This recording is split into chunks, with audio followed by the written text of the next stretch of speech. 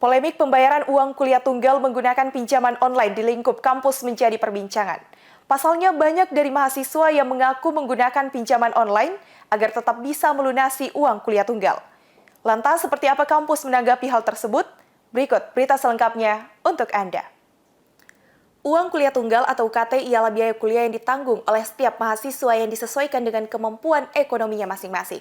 Hal ini pun telah sesuai dengan Permendikbud nomor 55 tahun 2013 tentang biaya kuliah tunggal dan uang kuliah tunggal pada perguruan tinggi negeri di lingkungan Kementerian Pendidikan dan Kebudayaan. Namun, meski telah disesuaikan di awal masa perkuliahan, sayangnya pembayaran UKT setiap semesternya seringkali menjadi beban bagi para mahasiswa dengan kondisi perekonomian yang tidak stabil. Bahkan opsi pinjaman online pun tidak jarang menjadi pilihan terakhir agar tetap bisa menyelesaikan studi. Belakangan ini, pinjolisasi pembayaran uang kuliah tunggal hangat menjadi perbincangan publik. Beberapa mahasiswa melihat pinjaman ini sebagai solusi, apalagi setelah salah satu kampus negeri menyarankan opsi pinjol bagi mahasiswanya untuk membayar uang kuliah. Namun sementara itu, pinjol sendiri masih menuai pro dan kontra di masyarakat. Pasalnya, bunga pinjaman yang diberikan dinilai cukup tinggi dan justru menimbulkan masalah baru bagi para kreditur. Namun setiap kampus memiliki kebijakan tersendiri, seperti Universitas Hasanuddin yang mulai memanfaatkan sistem online untuk memudahkan proses pembayaran UKT. Ia juga memberikan solusi yang bisa ditempuh bagi mahasiswa Unhas yang mengalami kendala dalam melunasi uang kuliahnya tersebut. Jadi kalau saya sebenarnya ketika mahasiswa bermasalah dengan pembayaran UKT, kan sebenarnya memungkinkan untuk bermohon. Permohonan itu bisa dilakukan ketika misalnya terjadi penurunan pendapatan keluarga yang membiayai misalnya. Maka dia akan bermohon dan kami evaluasi nantinya. Pertama di level fakultas akan evaluasi. Oh ini memang layak enggak untuk mendapatkan misalnya pengurangan atau penurunan UKT, ataukah misalnya boleh dia bayar misalnya secara bertahap.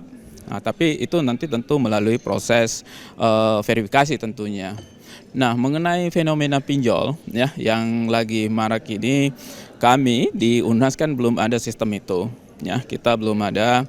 Memang ini juga kita antisipasi. Artinya jangan sampai masuk yang pinjol-pinjol yang ilegal tentunya.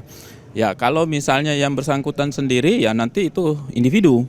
Tentu kita berharap kalau memang mahasiswa atau yang bersangkutan mau lakukan lewat pinjol, ya tentu yang tempat-tempat yang memang yang resmi, yang diakui tentunya.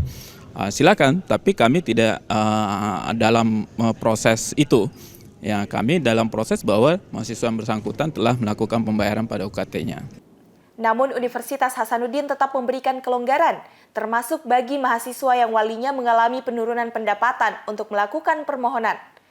Hal ini pun disampaikan oleh Wakil Rektor Bidang Perencanaan Pengembangan dan Keuangan, bahwa mereka tetap akan melakukan evaluasi dengan melihat sampai di mana pembayaran yang telah dilakukan oleh mahasiswa secara keseluruhan, serta mengkoordinasikannya ke bagian akademik untuk meminta perpanjangan. Sebagai mungkin nasabah yang tidak bisa membayar secara full dan hanya mengandalkan mungkin pendapatan saya per bulan untuk saya sisihkan, merupakan hal yang sangat membantu karena saya dapat memanage keuangan dengan lebih optimal. Saya bisa mengoptimalkan penggunaan keuangan saya per bulan untuk membayar cicilan UKT saya dibandingkan dengan saya harus menunggu akhir semester untuk pusing memikirkan bagaimana saya harus membayar UKT saya ke depannya. Pun yang harus dilihat adalah bagaimana teman-teman yang tidak mampu untuk membayar nantinya. Itu karena sejauh pengamatan saya bahwa saya sudah beberapa kali mendampingi teman-teman yang ikut bermasalah UKT-nya, justru diarahkan untuk menggunakan layanan tersebut.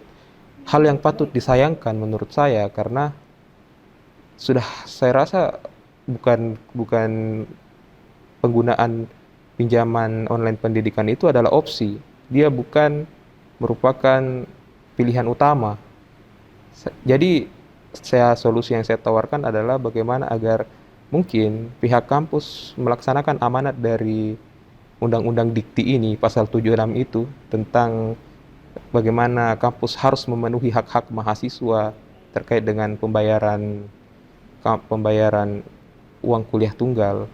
Jadi bukan penggunaan layanan fintech itu jangan dijadikan opsi utama begitu loh.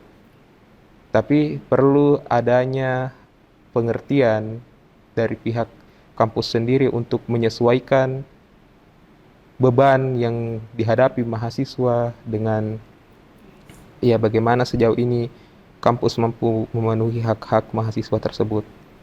Menjadi pengguna pinjol selama 2 tahun belakangan demi membayar uang kuliah, Abisar mengungkapkan bahwa terdapat perbedaan yang signifikan antara pinjaman online konvensional dan berbasis pendidikan, terutama dalam biaya layanan.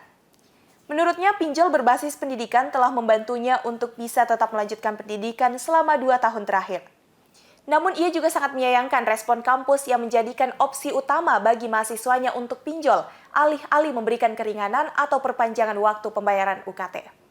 Menurutnya, ini menjadi PR besar bagi kampus untuk lebih peduli dan responsif dalam menangani hal tersebut. Polemik ini tidak berhenti di sini, baik pihak kampus ataupun mahasiswa, keduanya memiliki tanggung jawab untuk saling memberikan kontribusi demi mencetak generasi yang berintelektual dan berintegritas. Husnaini Putri Intan, Andi Muhammad Syafrisal, Unhas TV.